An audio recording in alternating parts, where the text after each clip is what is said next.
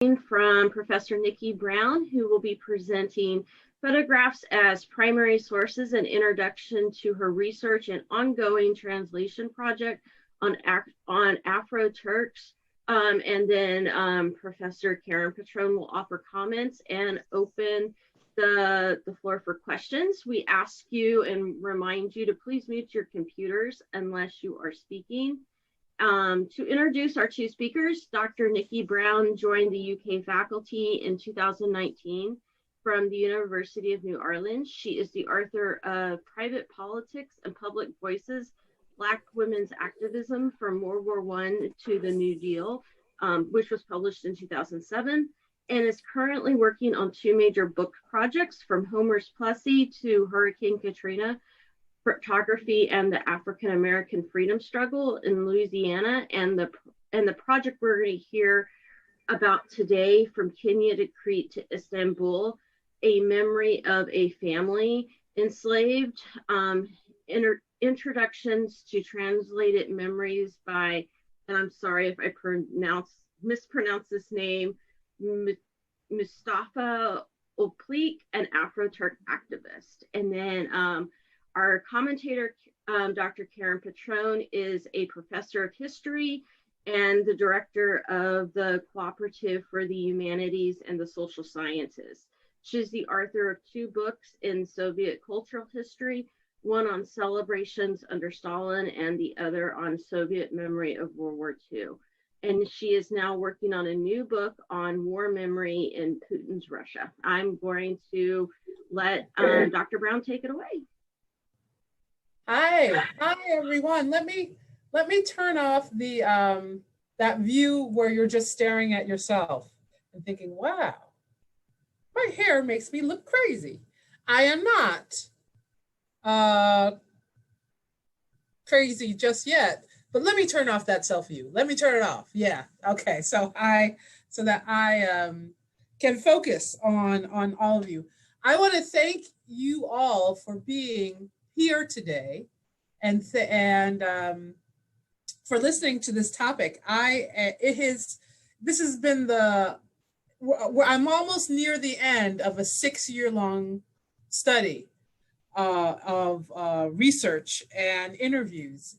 And I really thank the Department of History and the Department of AAAS for supporting this research. And I'm happy to say that I am in the final talks, the final final few weeks of getting the book contract ready for this particular topic that I'm going to talk to you about today.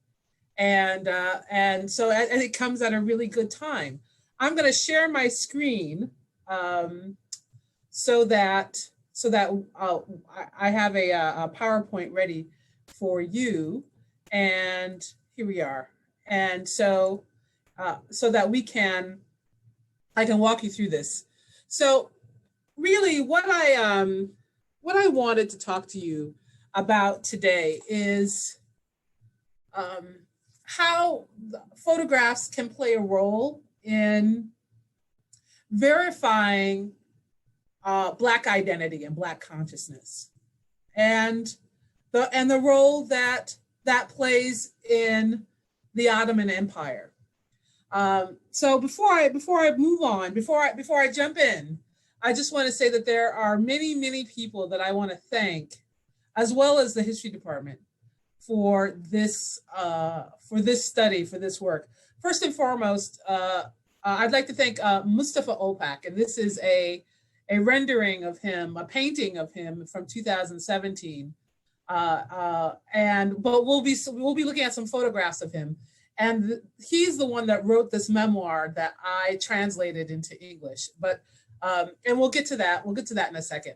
But I also wanted to thank, even though she's not here, I want to thank Zeynep and Beyhan and Lulufer. We'll see pictures of them. And these are people of the Afro-Turk community who are on the board, the Afro-Turk Association board. Shakir, and he's the president. Ehud Toledano, if you know Middle Eastern history, particularly Ottoman history, you would know that name.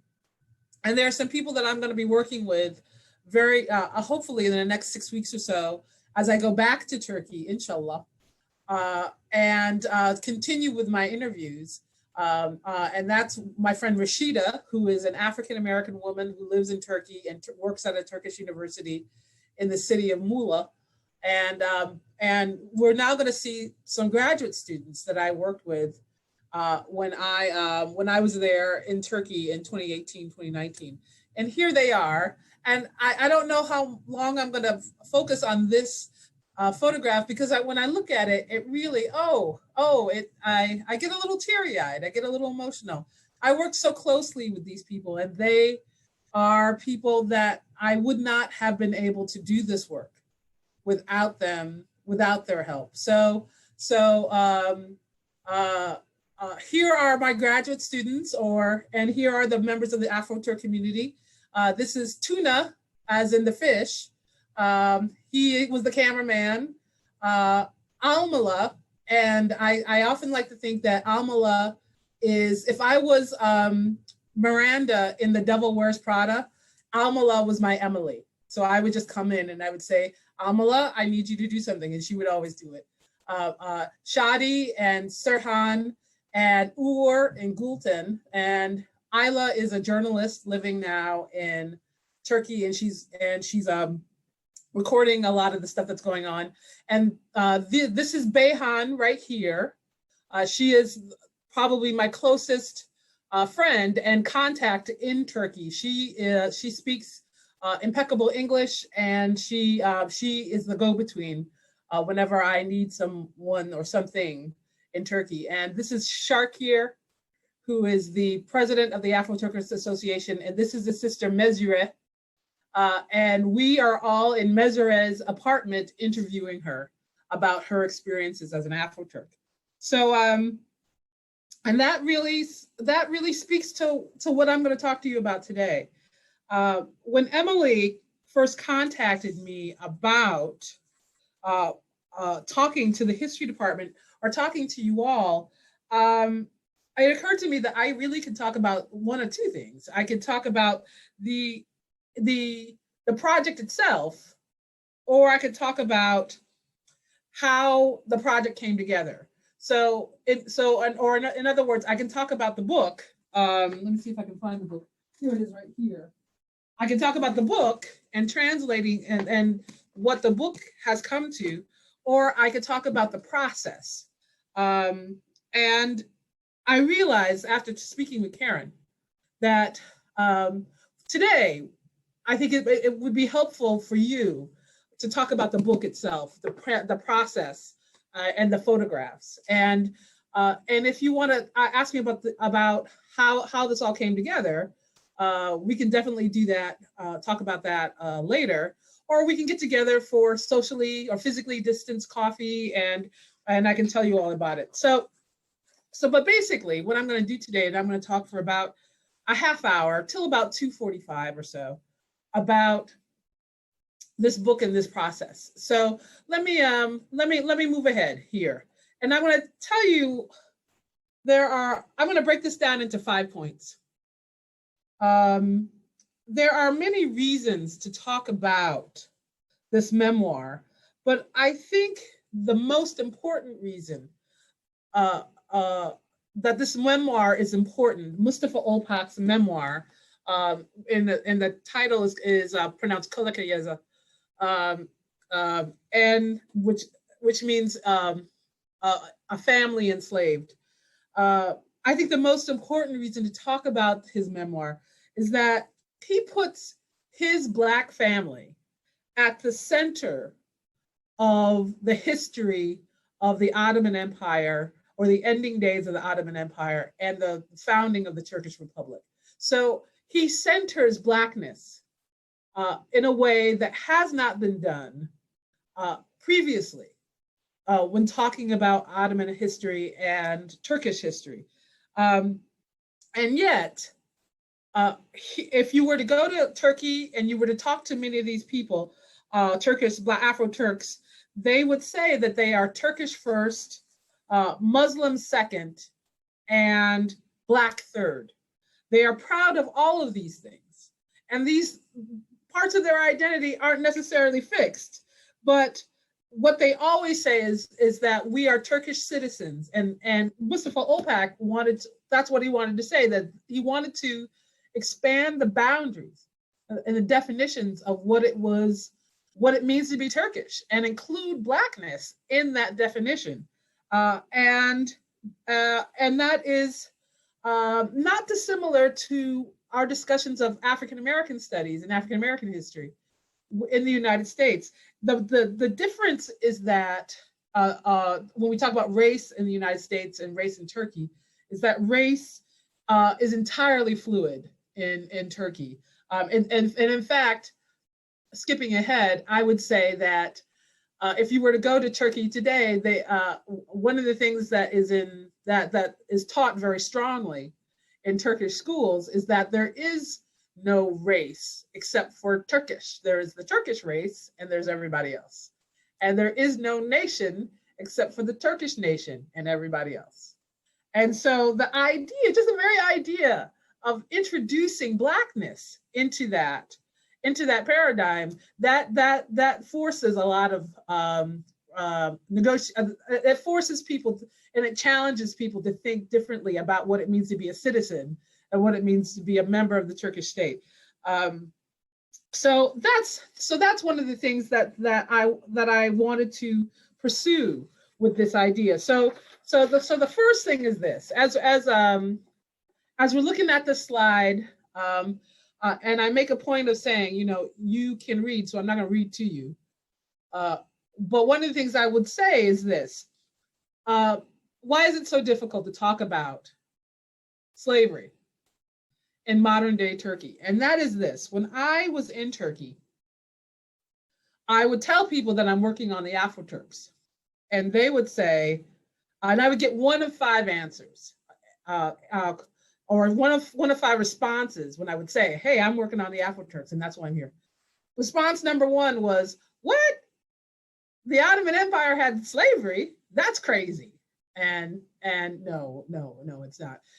But if you knew that the Ottoman Empire had slavery, you're most likely to focus on slavery from Eastern Europe, and not slavery from Africa. But yes, so response number 1 was, what?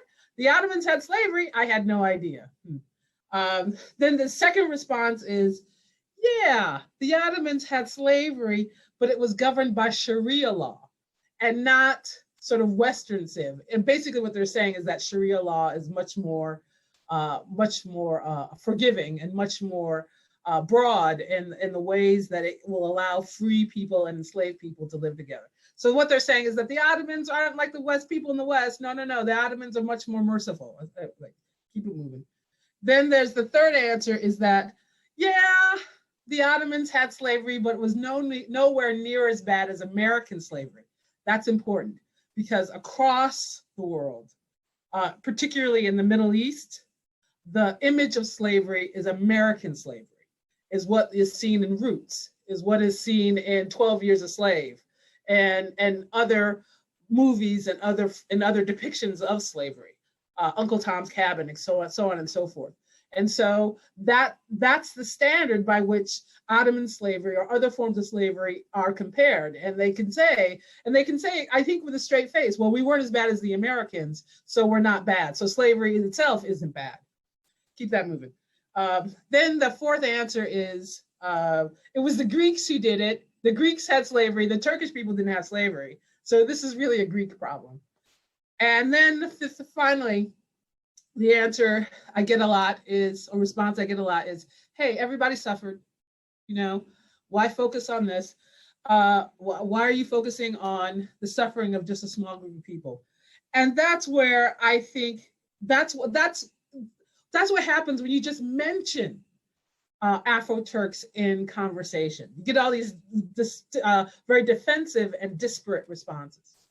So that's why I thought that towards the end of this discussion, perhaps talking about what Black studies brings to the study of Afro-Turks, that might be helpful.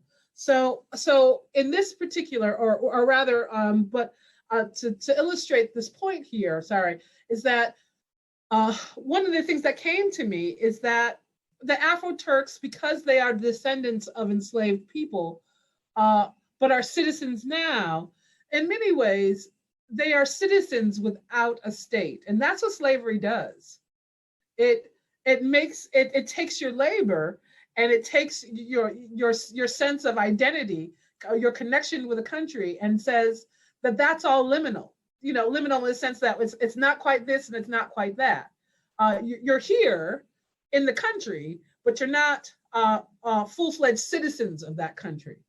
And I think and so these pictures kind of illustrate this. This is Nadia, and she is an Afro-Turkish woman.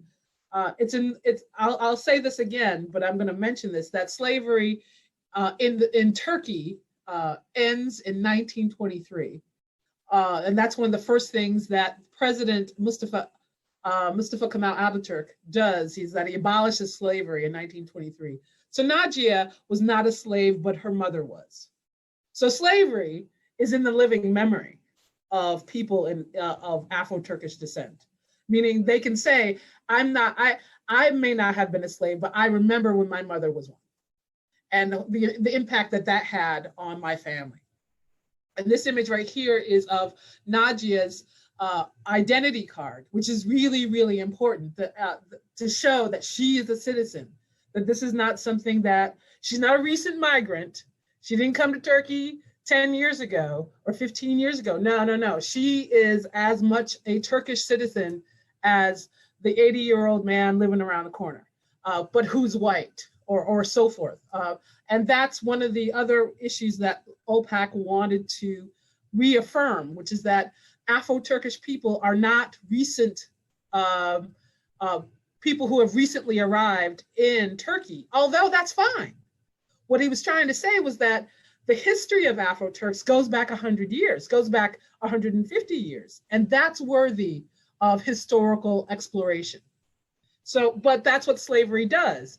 It erases people's generational roots in the history of the Ottoman Empire.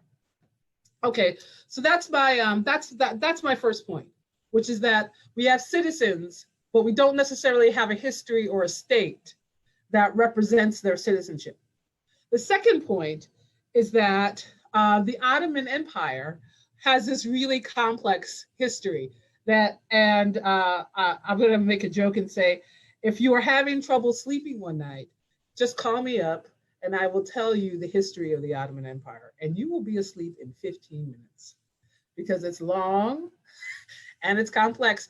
That's where we get the word Byzantine from, because the Ottoman Empire was often described as Byzantium, Byzantine, whatever. All right, so let's just say this. Ottoman Empire is established in the 1420s and is engaged in slavery soon thereafter, and is going to continue on with slavery in some form or another until about 1919.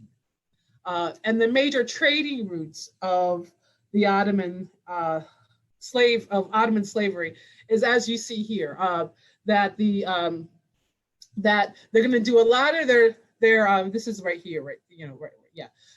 They're going to get a lot of their slaves from Northern Africa, but I think that there's also a slave route that comes, I think, right out of Eastern Africa, and they're going to get a lot of slaves from Central Europe.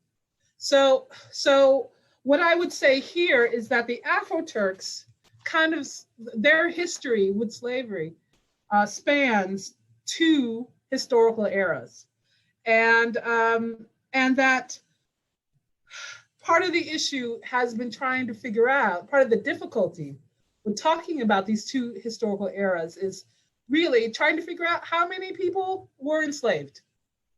The work of Ehud Toledano and some others have estimated that about 1.3 million people from Northern Africa, Northern and Central and Eastern Africa, were enslaved in the Ottoman Empire. And the enslavement started around the year 1800. And so it would go from 1800 to 1919.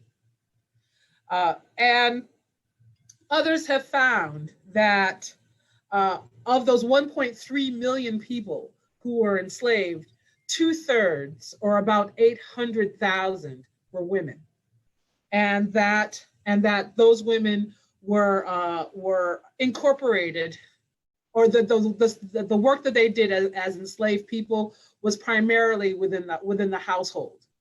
They worked as cooks and nursemaids and wet nurses and laundry people and maids and so forth. So there's this complex history of the Ottoman Empire that makes keeping these records of how many people and where they came from very, very difficult. Essentially it's this: the Ottomans are able to gather enslaved people from northern, central, and eastern Africa, and for the most part, I'm going to actually go back. For the most part, through these ports right here, Tripoli, and there's another one, Benghazi, and Cairo, and Alexandria and Cairo, most enslaved people are going to be coming from these ports through into the Greek islands when Greece was part of the Ottoman Empire. The Middle Passage, if you are interested in this, is the Sahara Desert. So people are going to be captured or kidnapped on one side of the Sahara Desert and have to make it through the other side of the Sahara Desert to these ports. And that's where a great deal of sickness and death occurred in the Sahara Desert. And so once they make it through that, they make it to these Greek islands right here, where most of the enslaved Africans live. That's why people say, well, hey, that was a Greek problem, that wasn't a Turkish problem. But that takes us to our second point, which is that in the history of the Ottoman Empire, you should know that that during World War I, or the Great War, the Ottoman Empire sides with Germany in 1914. And that was a bad decision because the Ottomans weren't able to maintain their, the war itself depleted the Ottoman Empire and led to the fall of the Ottoman Empire. So that in 1919, when there was this great reorganization of the empire and the European nations like England and France and Italy and the United States, the Western Civ, when they move into the former Ottoman Empire, what happens is that the country, now independent Greece, is given control over the Ottoman Empire, and that leads to this war of independence. In Turkey, it's called the War of Independence, between Greece and Turkey between 1919 and 1923. And in 1923, Turkey wins or emerges as, or an armistice is signed, and Turkey wins this War of Independence. It establishes, the Turkish Republic is established in 1923. Ottoman, the first president of Turkey is Mustafa Kemal Ataturk. And one of the first things, he does two things. He abolishes slavery, and what we have here is that he has this treaty of population exchange. And what that means is this: all people of Greek descent living in Turkey have to go back to Greece. And all people of Turkish descent who live in the Greek islands have to go to Turkey.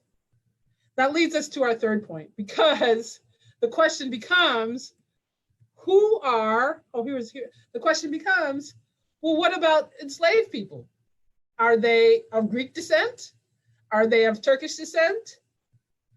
Are they citizens? We don't know. Or at least the way that it's resolved is in the case of the Afro-Turks, Mustafa Olpak would say, he said that in his research, he found that when he was trying to do research on his mother, and we'll see a picture of his mother in a moment.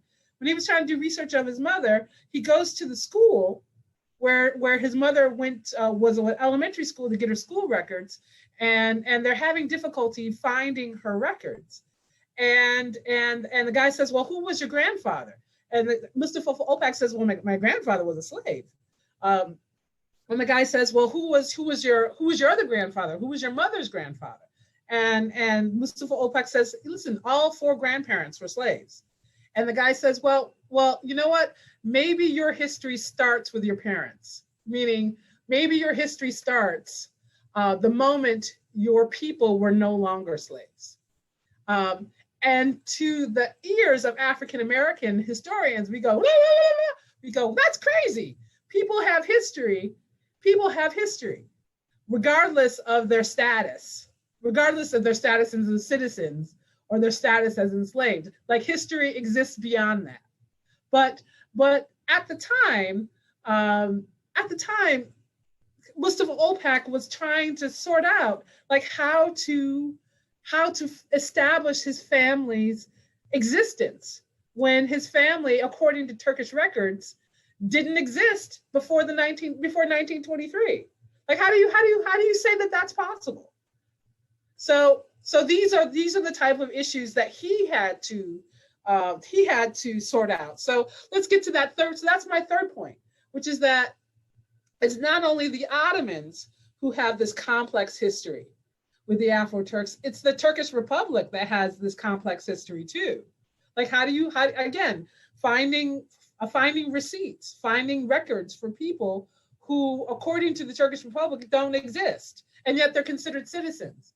It's one of those mind-bending questions. But this is what Mustafa Opak was able to find through his research, and researching the book took about 10 years. He finds this, right here, there are 2 things that happen. He finds that his family, his grandparents, I think it's his mother's parents, he believes that they came from Central Africa and were kidnapped into the slave trade, and he knows through the records that they were enslaved in Greece. And at the end of their enslavement in 1923, their master set them free, sets this family segment free.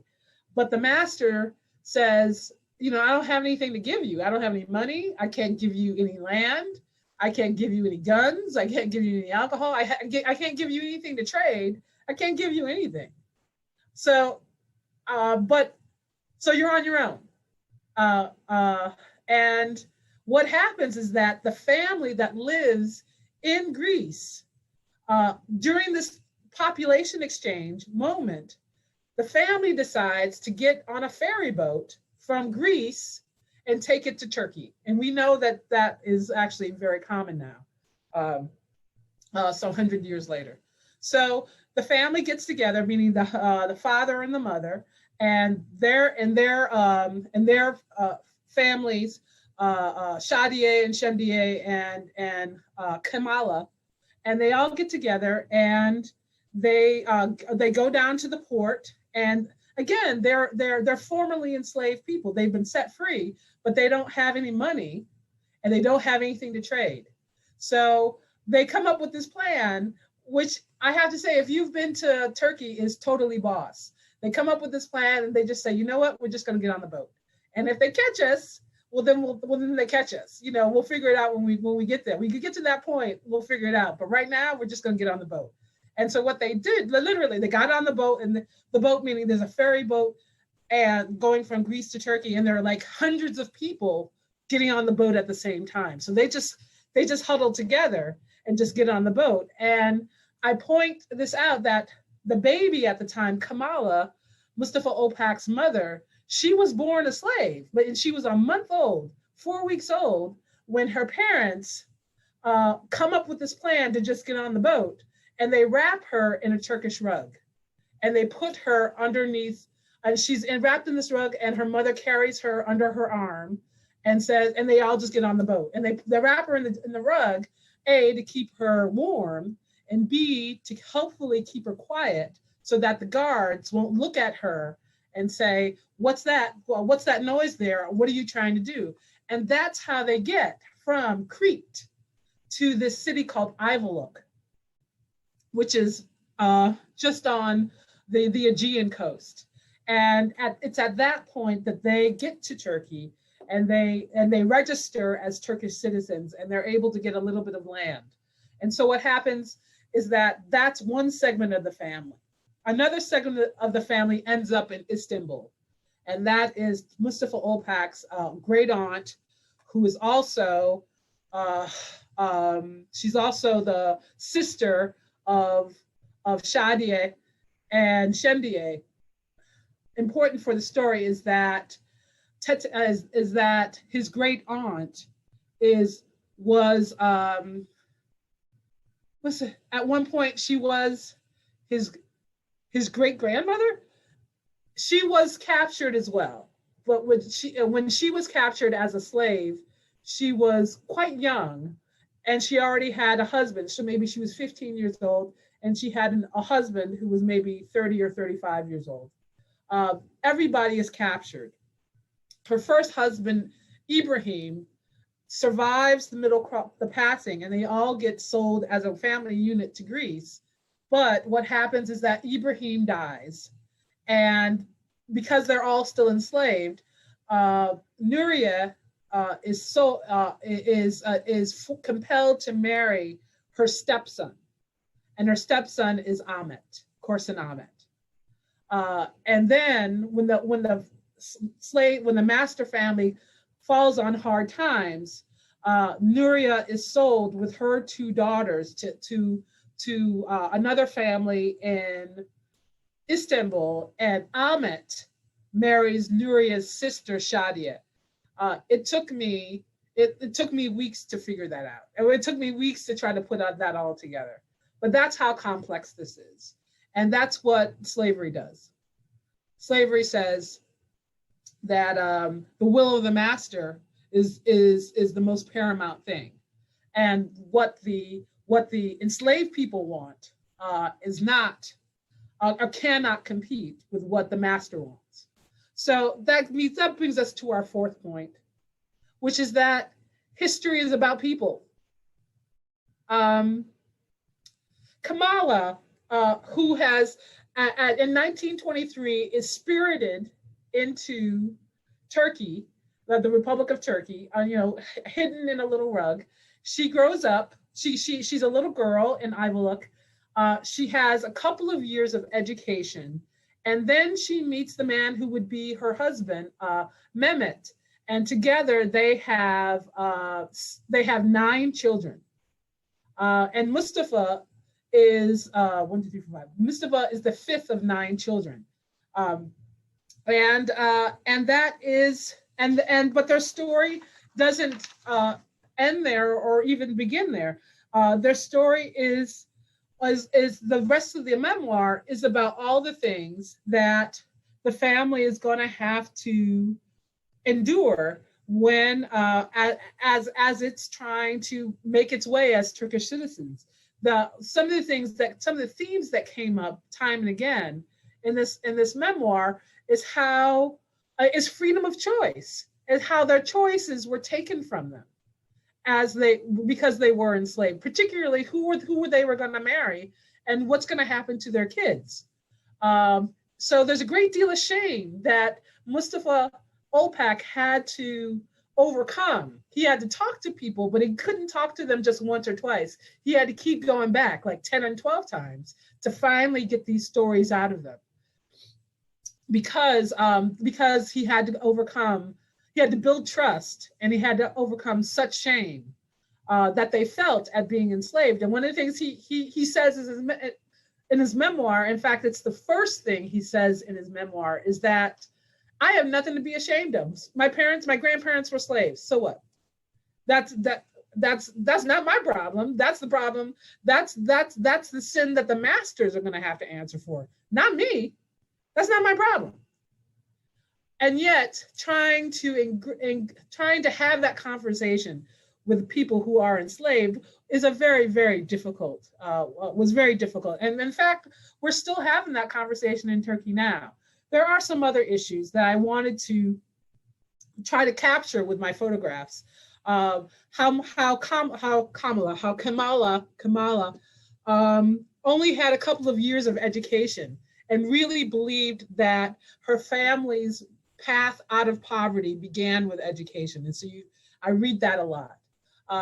Yet the family also had terrible trouble with alcoholism. A number of the family members, and you'll find it when you read the book, had died of alcoholism, and it's again also a serious problem in Turkey. But we should be mindful that Mustafa himself has this really interesting history. He was imprisoned for a few years for his leftist politics in the 1980s. He was actually shot by the police as well for his leftist politics, and that he would spend his life, I think, with those experiences in mind. He doesn't want to, I mean, he knows what happens when you push the boundaries too much in Turkey, and yet he felt very strongly that Turkey had such problems with racism, that was something that his family had to, that his memoir could answer to. So that's part of this issue of history is about people. Finally, in our final slide, I wanted to say that this is where Black studies perhaps can help in our understanding, in our reading of this memoir. I'll say this. This is a picture of Fatna in 2014. And what is Fatna? Fatna is demonstrating what it's like to pick cotton at 6 o'clock in the morning. And so I thought to myself, as I'm listening to her, so she's a Black person in Turkey and she's chopping cotton. If I were a better historian, I would write a world history of cotton, because somehow Black people in Turkey are doing the exact same thing that Black people were doing in the United States. They were, even as free people, using their labor was used to pick or to cultivate cash crops. And when we use the word cotton in the American context, we know exactly what the cost was of chopping cotton. But I was shocked to find that same cost comes in Turkey. You know, as we grow up, or as we can become, when I was growing up and trying and thinking about class boundaries, basically I had heard that some of the finest cotton in the world was Turkish cotton. I had no idea that Turkish cotton was picked by Black hands. So that's where Black Studies helps us. It asks us to define what it means to be a citizen.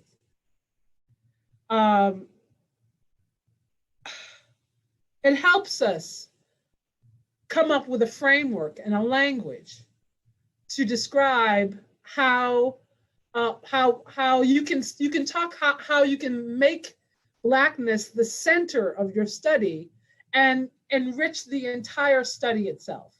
Meaning, if you can make Blackness, or at least the study of slavery, and it's not synonymous, but you can make the study of Blackness part of your telling of the history of a nation.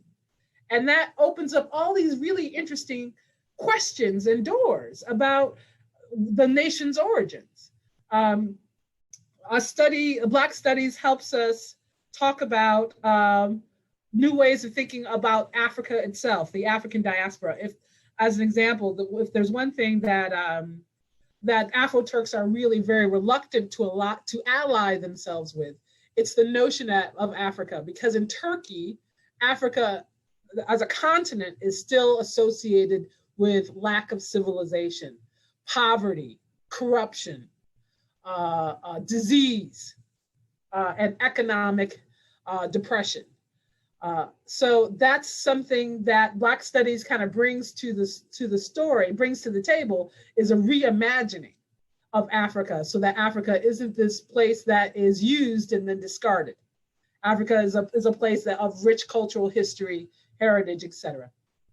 Black Studies obviously offers discussions about how to improve education and how to alleviate poverty. But that's really what I wanted to say here in this last slide, and that is that if you are interested in pursuing this history and wanting to read up on it, here are some very good books to start with.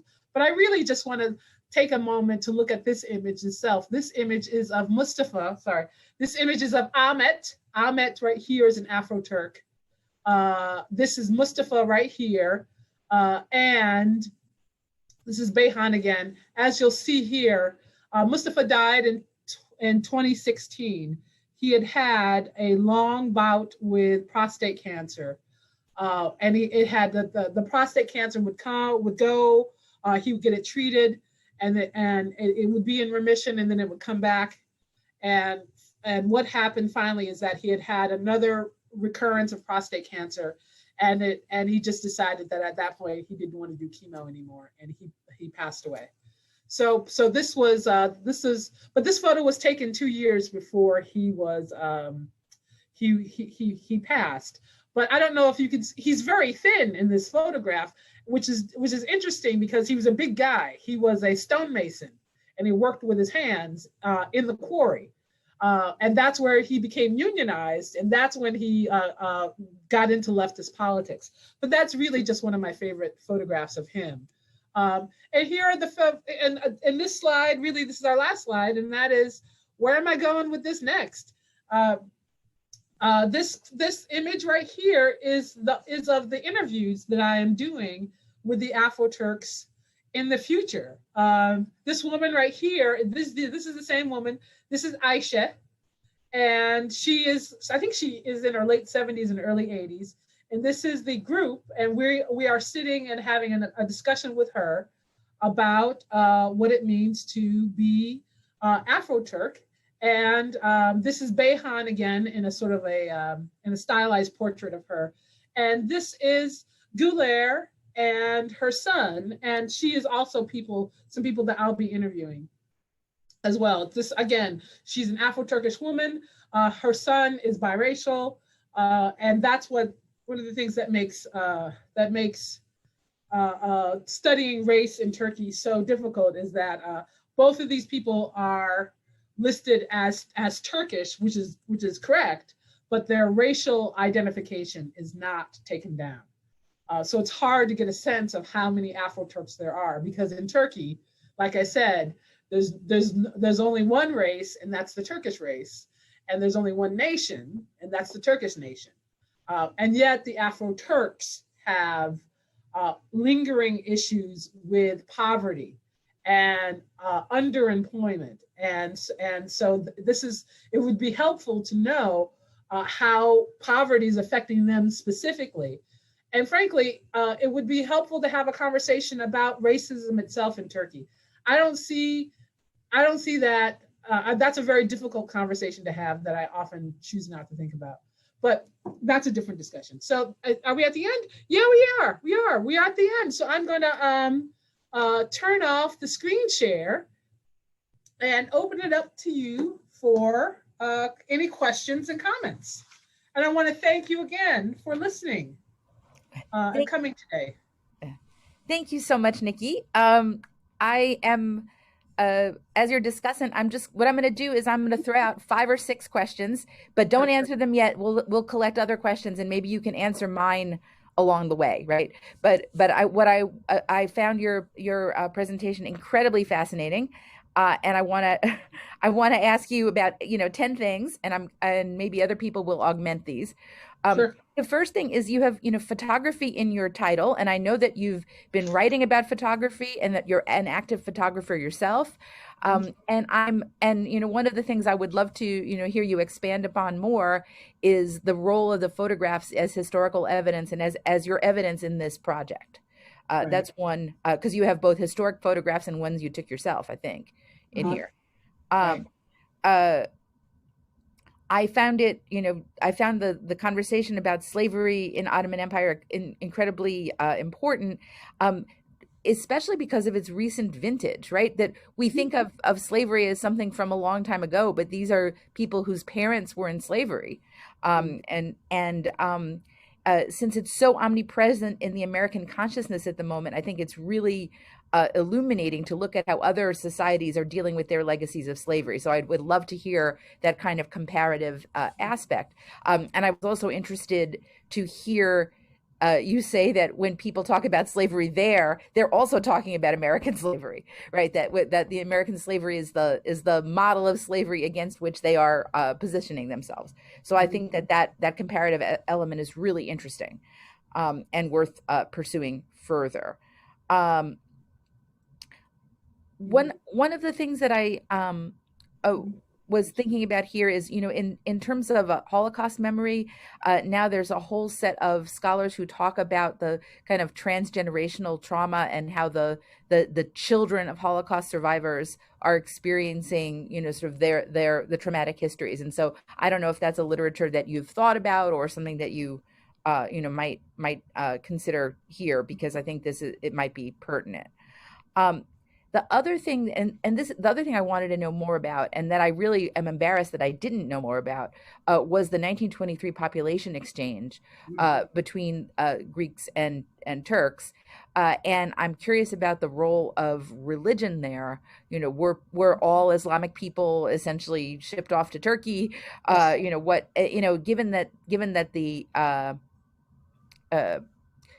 Given that the Ataturk's regime is secular, I'm curious about the sort of the Islamic versus Christian aspect there. Also, because ethnic cleansings play a significant role in Ottoman Turkey, both before then and with the Armenian genocide, and then ethnic cleansings play a significant role in the region, in the 20th century. So that it was a very interesting problem or question to deal with. I wanted to probe you a little bit more about why they decide to go to Turkey. I understand they don't have any economic means in Greece, but are they being pushed or pulled to Turkey because they think they're going to get a better reception there, or because they're a new everybody's going, so they could just join with this whole bunch of people going and see what possibilities there are. Okay, let's see. I'm just going through here. And my last question is about intermarriage, right? Obviously, if you're thinking about American slavery and then also what happened after emancipation, there is a huge issue about intermarriage up in illegal until the 1970s in some places. And I'm curious about what happens to the Afro-Turks. Where are they, both in terms of obviously there is some intermarriage now, but when that happens and, and whether the community has completely, sort of in some sense, become integrated into Turkish community, and to what degree has it remained separate? And also, I'm interested in general in the religious aspects of this. Are they maintaining, now that there's the rise of Islamism in Turkey, are they embracing Islam as well? So that's about 18 questions, but I think we can open it up for some other folks too. Those are all great questions, and I love them because as I am reworking the introduction to the translation, these were the same questions that the editorial board and the readers had, which is, can I flesh out some of these details? So Karen, you are absolutely on point. Absolutely. And look at that chat box. What? Sorry. So Karen, you can go on ahead. Yes. Amy, do you want me to, are you going to moderate, or do you want me to? That's totally up to you. Either way is fine with me. Okay. Are there any other questions out there that want to be posed to Dr. Brown right now? Elizabeth? Hey, Nikki. Hey, Elizabeth. Excellent work. I had a couple of questions. One of them is, how is it determined when someone was captured into slavery in West Africa? How is it determined which route that they would go, like across the Sahara or or to the Atlantic slave trade? And the other question is that you talked about how Turkish people seem to think that there is no sort of racial divide, right? And yet you talk about this community that seems to be, to some extent, isolated from other Turkish folks. Like, it seems like they don't tend to intermarry. They live in different sort of regions or neighborhoods. So how do folks make sense of that seeming contradiction? Those are excellent questions, and I'm writing them down, and so that I can remember, because they're unearthing a lot of memories that I had when I was in Turkey. And I think not to answer any particular question, but to sort of give a context to this question of race and ethnicity in Turkey. I found out the hard way that is a really, that's a minefield. That's a troubled discussion to have in Turkey, largely because of the way the Turks have engaged with the Kurds, or the Kurdish Revolutionary Army. So the example that I give is that when I was in Turkey and I was just over at a cafe and I was chatting with a friend of mine, and he had a friend who was in the Turkish Special Forces, and he was discharged. He was just recently discharged, and so we were chatting, and I said, "Oh, you were in the Turkish Special Forces," and he said, and I asked him, I said, "Oh, so were you in Kurdistan?" And it was like a light switch, and that all that kindness in his eyes was extinguished, and he looked me dead in the eye and said, "Don't ever say the word Kurdistan ever again." And I was like, damn. I began to think, oh, is like a little red dot going to appear over my chest? I mean, what's that about?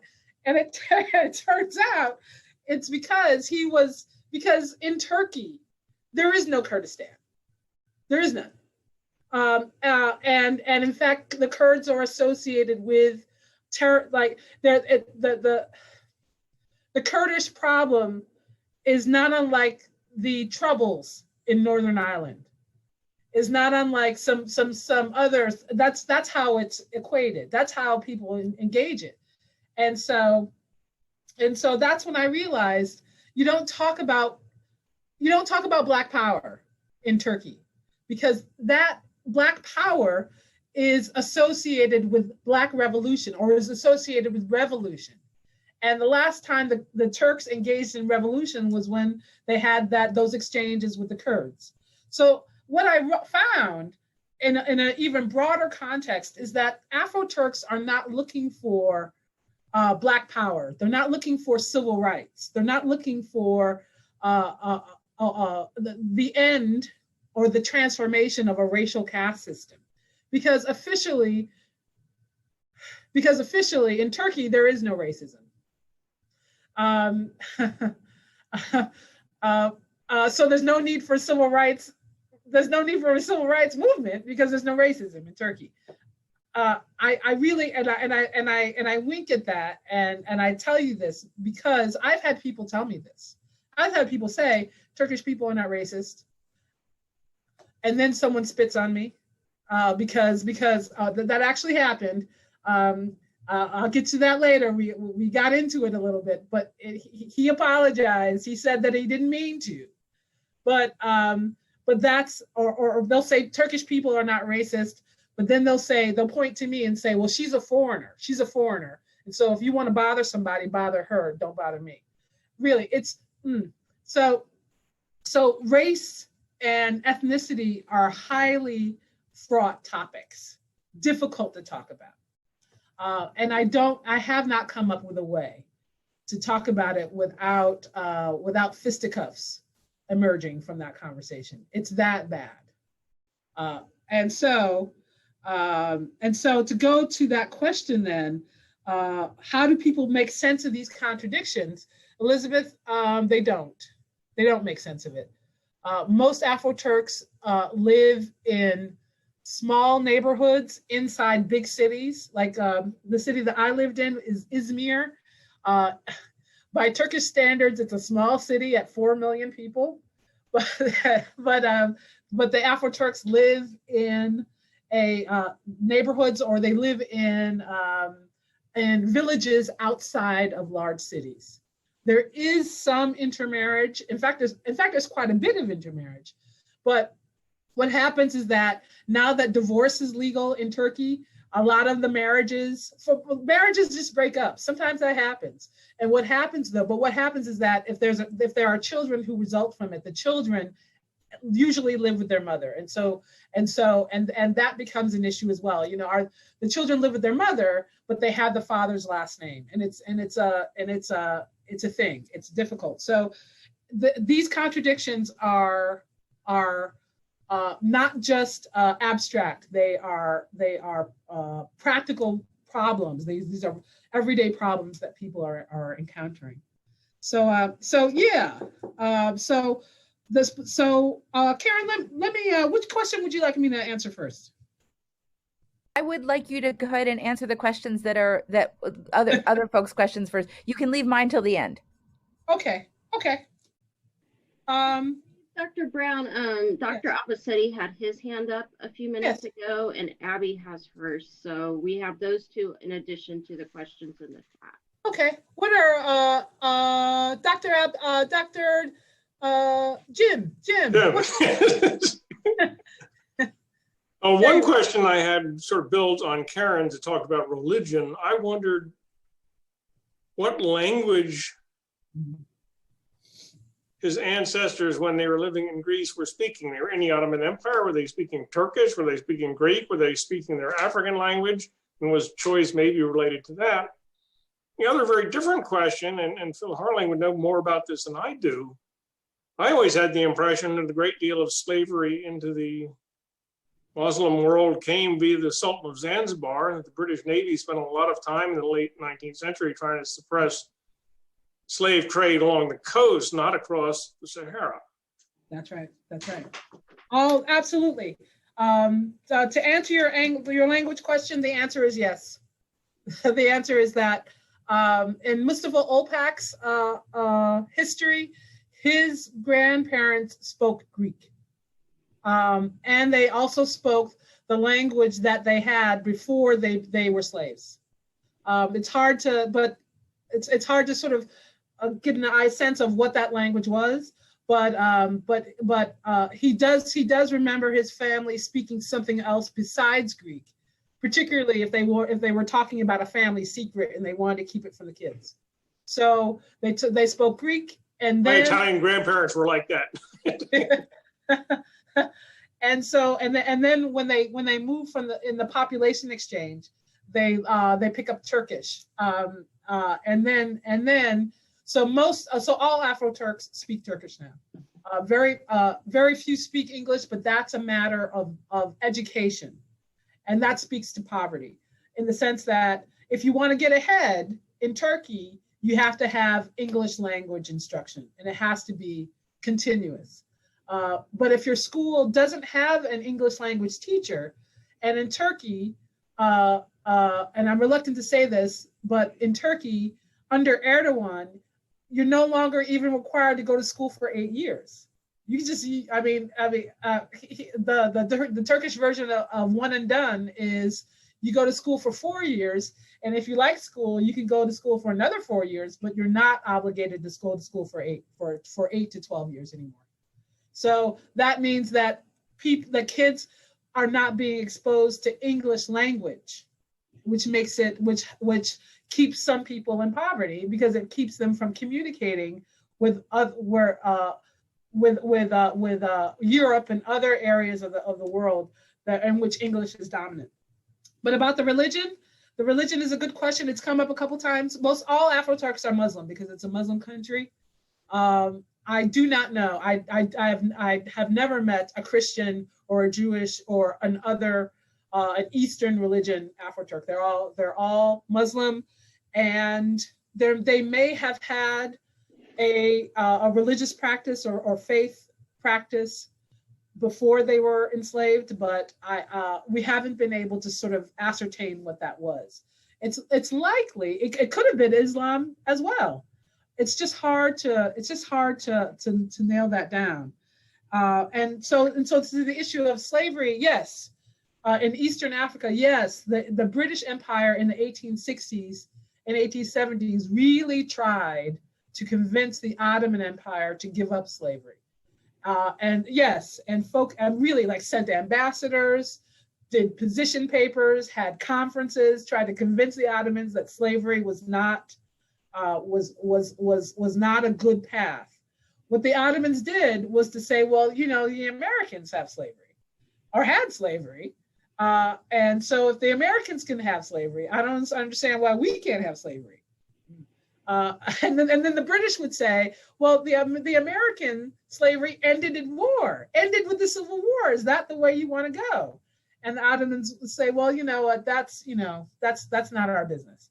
So that was there is very good literature about the British attempts, abolitionist attempts by the British to convince the Turkish to give up slavery. And of course it does not happen, but it's worthy of further discussion. And that, you're right, it happens in Eastern Africa, but it doesn't happen in Central Africa. Karen, you asked about, no, I'm going to go back. Both Akiko and Karen have asked about transgenerational trauma and Holocaust studies. And those are terrific questions, terrific questions. I would say that the biggest indication that there is transgenerational trauma is alcoholism. Alcoholism was responsible for the deaths of 3 of Mustafa Olpak's family members. And alcoholism is still sort of running through a lot of the Afro-Turk community. It's the single most common cause of divorce. So a wife can go to the city council and say, my husband is a drunk. And because it's Islam, and officially alcohol is forbidden under Islam, officially. But she can go down and say, my husband has an alcohol problem, and a divorce will be granted. But that's not just something that people use to get around the rules. Alcoholism is very, very serious. And that sort of generational trauma is, they're still trying to work that out. But we have, and that among many other sort of difficult problems. I guess when I talk about poverty, for example, what I specifically mean is if there's a lot of divorce, the kids almost always go to live with the mother. The mother then has to go out and find a job. And that's difficult when, as we know now with COVID-19, finding a job, what do you do with the children, especially if the children are not going to school throughout the academic year, or for the kids are not going to school for 8 years, they're going to school for 4 years. So that's a real problem as well. And that's what contributes to the difficulties in accumulating wealth, or accumulating enough money to, say, buy a house or buy a piece of land or go to college and pay the school fees and so forth. Dr. Brown, I think we had some, Abby Stevens wanted to ask a question, and then Mel wanted to ask a question. Yes. As well. Oh, get on in there. So I posted my question in the chat, but I wanted to give a little more context. I remember seeing kind of a preliminary version of your talk when you were interviewing And I had a friend who was visiting from the Middle East, was sitting in on our class, and she, like you said, many of the other people had said, well, you know, they were enslaved under Sharia law, and that wasn't as bad as American slavery. And I was wondering what the differences are, and kind of, I can't think of a better way to put it, but essentially, is there any justification for them thinking that that was a better system under which to be put, I guess? No, it's a great question. And Abby, thank you so much for asking it. Thank you so much, because that speaks to one of the ways that people deny the existence or deny the impact of slavery in Turkey or slavery in the Ottoman Empire. A couple of things. Sharia law holds that people can only be enslaved for a set amount of time. And the number that I hear most often is 7 years. Number two, Sharia law allows for gives much more power to set people free. Yeah, so just hold on to that. Sharia law says you can set people free under a number of conditions, and third, so number one, you're only supposed to be enslaved for 7 years. Number two, there are all these different ways that you can be free, and number three, Sharia law says that the child of the slave is not enslaved, meaning that the status does not confer or does not transfer from the parent to the child. Sharia law says all of those things. The reality is that none of those things practically are in operation. You can be as long as all right, but let me back up and just say that. So we have those three things, right? The law. Compare it to the American system. In the American system, what was the first thing? In the American system, slavery is a perpetual institution. Secondly, in the American system, there are very few avenues toward manumission. I'm going to go on. I'm going to ramble for a little bit, but I'm going to come back and say that in Louisiana, for example, I think the date is 1854, but in Louisiana, it becomes against the law in the 1850s to even free your slaves, meaning the state legislature says it's illegal to set someone free. Sharia law, that is unthinkable under Sharia law. You have to give people an avenue to freedom under Muslim law. But in the American context, the masters have all the power, even the power to determine when a person is not a slave anymore. And number three, the third thing was that the biggest difference is that the status of the parent automatically transfers to the child under American law, particularly the status of the mother as a slave automatically transfers to the child. And so that's how slavery becomes perpetual. And that's how slavery becomes, that's how the trauma is passed from one generation to the next. But those are sort of in abstract differences. Practically speaking, in many Muslim countries, not all, but in many Muslim countries, slavery, a person is enslaved until the master sets them free. And you could be a slave for 5 years, you could be a slave for 30 years, doesn't matter. It's up to the master. Number two, when it comes to the kids, in theory, again, the kids are not supposed to be enslaved, but the reality is that they were. Particularly as young children, because they are staying close to their parents. The biggest difference is that Sharia law absolutely frowns upon separating families, selling a baby away from the parents. That is considered to be a violation, not just of the law, but of Islam itself. Whereas in the United States, we know that that's fairly common. So that's how people are getting at it. They're saying, "Woo, United States, you have got some form of slavery. My goodness, that's the worst thing I've ever seen." But that's, but what that does is smooth over the fact that the Ottomans are doing something terrible too. It's just not as bad, but it's worthy of comparison. That's a great question, and if you come work with me, that's what your dissertation will be. Yes.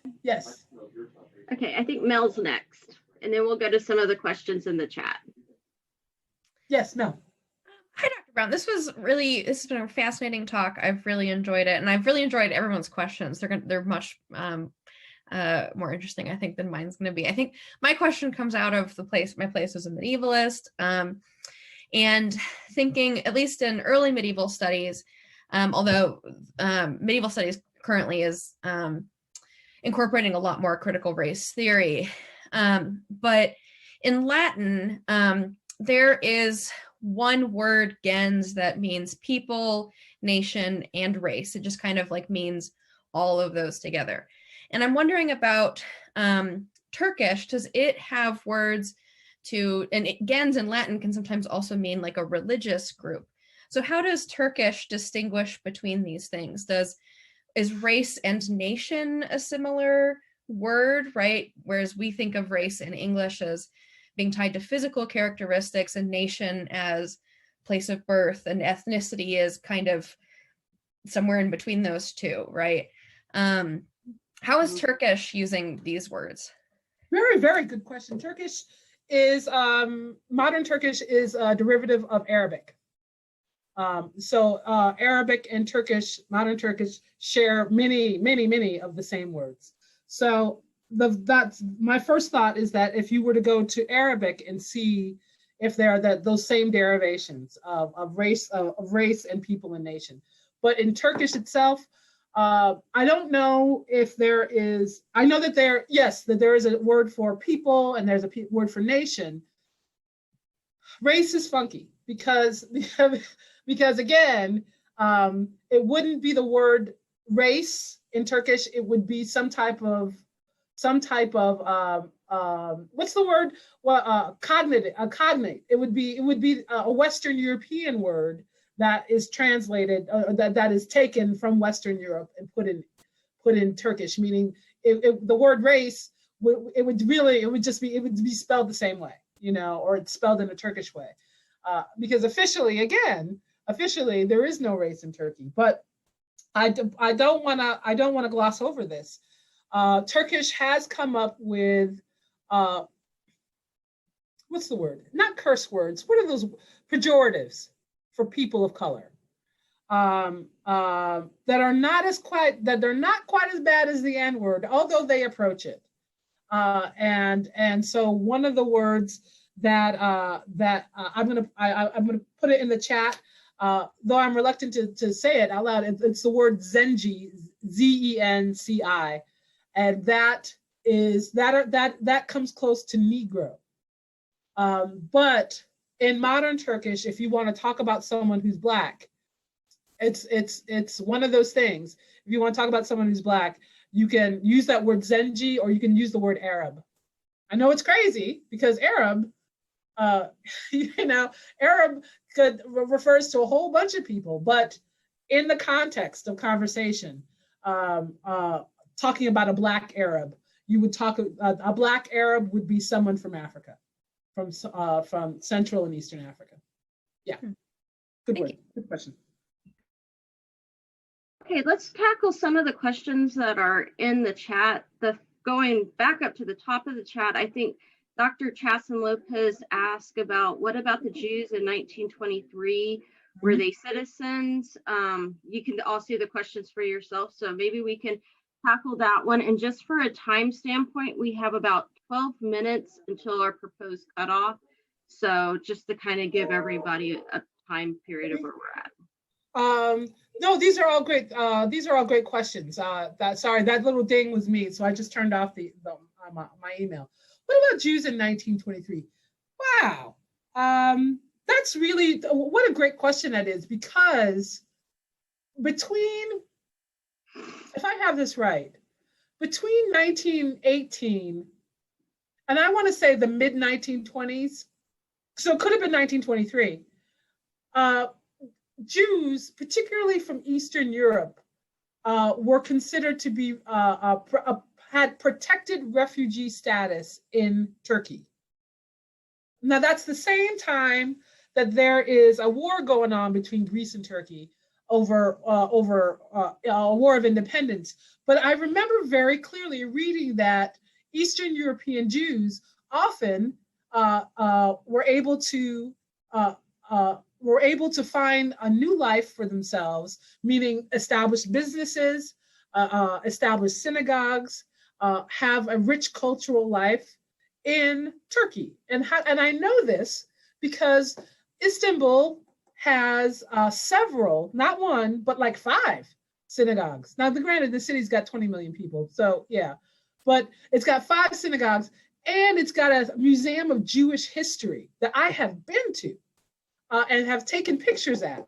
So I think that what happens is that if you are Jewish and you come into Turkey between 1919 and 1923, I think you're invited to stay in Turkey. But to go to Karen's question about sort of— Wait, but I want to get back to yeah. My question before you leave it, because a great majority of the Jews in Turkey are living there as Sephardic Jews. They're not coming from Eastern Europe. And I'm right. So I'm not thinking, I'm thinking of the Jews that have actually taken refuge in the Ottoman Empire from after being expelled from Spain. Throughout the Ottoman Empire, and then there was a very large Jewish population in Greece. Yes. All right, in Thessalonica. So Okay. those are, I'm wondering if, because they're under the Ottoman Empire, they have second-class citizenship. They're Nimi. I don't remember exactly the exact word, but they're not full citizens. So I'm just worried, and there's this history of the Jews not having citizenship in many nations. So I'm just wondering what happened to them. Do they have to go back and forth between Greece and Turkey, or? No, they don't. If they were able to claim Turkish citizenship or Ottoman citizenship, they were invited to stay, or invited, meaning nobody was going to hassle them if they stayed. But you're right. Francie, that's a very good point. Jews and other ethnic groups are not elevated to first-class citizenship the way that white Turks are. And that's something that is that's something that they're still trying to work out today. I'm trying. When you said Sephardic Jews, my mind went to this place of like, what would be the instigating factor that led Sephardic Jews to Turkey in 1910 or 1915 or 1920, and I don't know what that is, unless it was World War I. No, but they're there from way before. I mean, Okay. my family lived there for, decades and decades. So, Yeah, I think Right. don't they go to Eastern Europe in the early modern period? Is that right? Could have been. Yes. well, the Jews are expelled from Spain in 1492, right? And then Yes. they don't go to Eastern Europe, they go to Northern Africa and all parts of the Ottoman Empire and to what today is Turkey, right? Well, that makes sense then, because Northern Africa is part of the Ottoman Empire for about 300 years, and so any ethnic group that's interested in finding its fortune is going to make its way to Istanbul. Right. Sephardic means Spanish. That's what it means in Hebrew. So that's the descendant. Okay. Yeah. But remember the Spanish had a lot of interaction with the Moors of Northern Africa, and that could have been the interaction with the Ottoman Empire. but this is a fascinating No, discussion. that's a little bit before, but okay. Yeah, you're right. Yes. Dr. Brown, Miata, I'm sorry if I pronounced your name wrong, posted some good questions in the chat. The one is about, can we say that Turkey has an Independence Day? Yes. And then she also has some good questions about photographs as sources. And That's right. Yeah, so that was Karen's first question. Yes. The question, does Turkey have an Independence Day? Yes, it's in September. I know because, as Maida knows, the Arabic word for September is Eylül, and many people are named Eylül in Turkey. So I hear the name a lot, and it's to commemorate the month in which Turkey achieved its independence from Greece in 1923.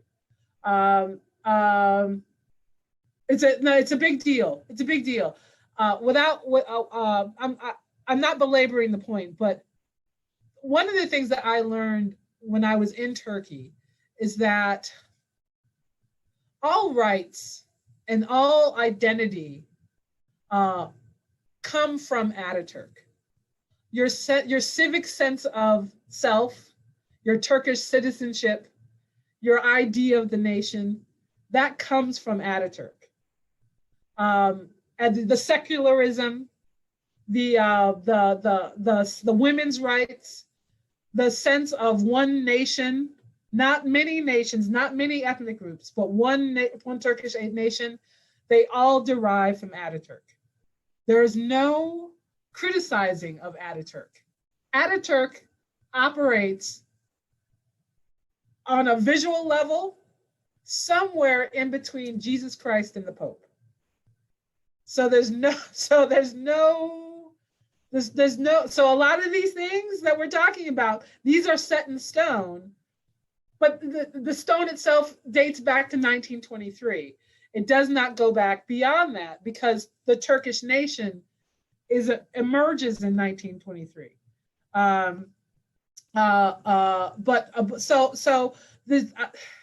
So these ideas, like I see a question here about Kurdistan.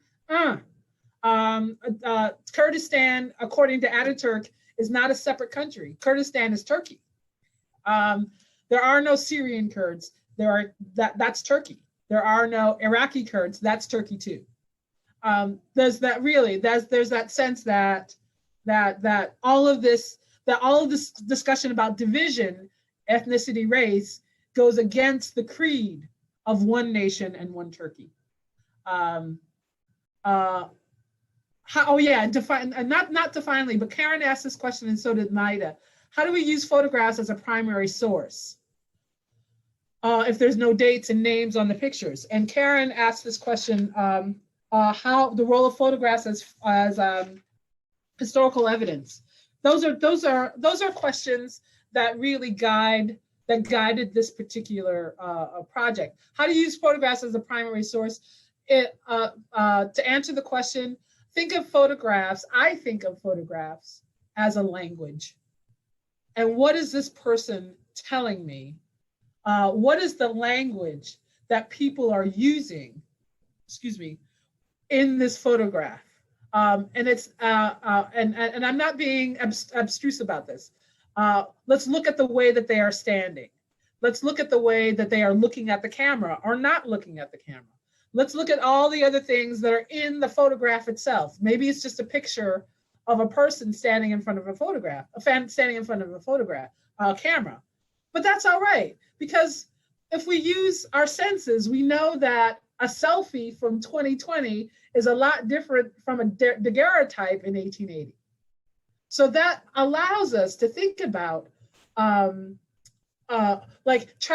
to put this photograph in proper context. And then I would say the question of asking the question to the photograph itself, where did you find this photograph? Was it in an album where there were other photographs at the same time that were taken?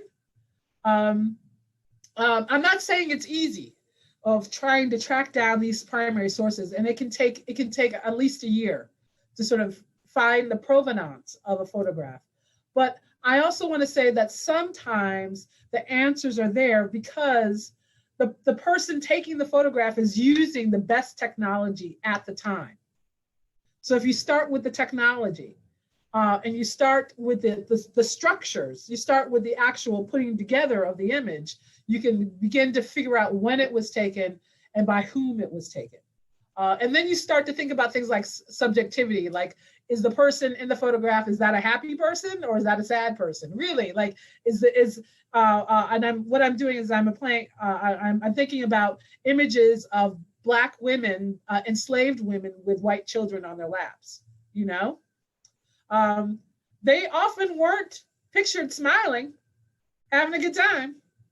But the baby's having a terrific time. So we can look at that relationship and think, okay, what is that? What is this a picture of? It's a picture of a relationship, very likely a relationship of a mammy or a nanny to this white child. That sounds a lot like slavery. That gives us another way to locate where or when this photograph was taken. So in many ways, you just treat visual culture as a different type of language, as a visual language. And I think that you can get a lot of different answers to that. Does that help, Maida? Does that answer your question? Are you still there? Oh yeah, she probably says yes. See, she said yes. Yes, she did. She said yes, thanks. Yeah. Karen, does that answer your question? Treating. Yeah. Oh yeah.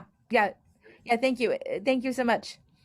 Yeah, and I think that brings us to the end of our time. Dr. Patron, is there any other questions you want answered, or is there any other questions from the participants that are burning that we want to answer right now? Right. Well, I think the sort of leaving an audience wanting for more is always a great moment. I think that this has been a very successful talk. Thank you, Nikki. It was fascinating, and there's so many interesting things that we can hopefully talk about over beer or ice cream or whatever over the next little while. But I also. Thank you, Phil. I also think that I want to thank everybody. I want to thank Amy Malventano. I want to thank Emily Mokros. I want to thank Phil Harling for suggesting that we work on this, that our fall semester of history workshops has come to, I think, a very successful and fruitful conclusion. And I'm really looking forward for more next semester. So thank you, Nikki, for raising so many questions that we can talk about later. And thanks to all the participants in the history workshop. I want to thank everyone too for your great questions, for staying with